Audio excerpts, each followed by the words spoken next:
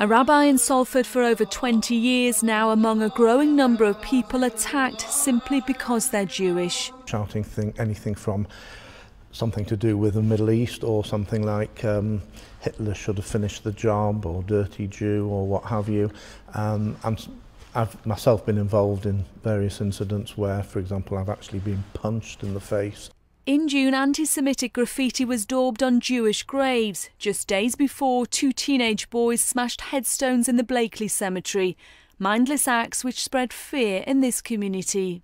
Greater Manchester has the biggest Jewish community outside of London. A group monitoring anti-Semitic attacks says Salford has seen an alarming rise. Out of 98 attacks in Greater Manchester in the first 6 months of this year, almost half have been here in Salford. Especially on this road, actually, I've heard of egg throwing out of cars, shouting out of cars. And as a father of 2 young children, I'm worried. I don't know where we're going from here.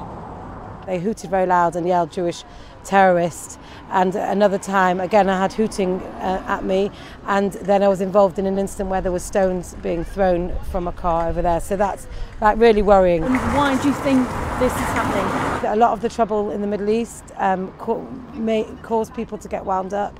Most of the time we live very peacefully here. What really worries me is that, you know, one day they're shouting what's going to be the next thing they're going to do. Rabbi Saunders says anti-Semitic attacks are hate crimes and must be reported. If you don't, then they just take the cue from that and say, well, nobody's going to report us, we can get away with it. And what usually happens is then they get more and more daring. The Jewish community say this is their home and they've a right to feel safe here.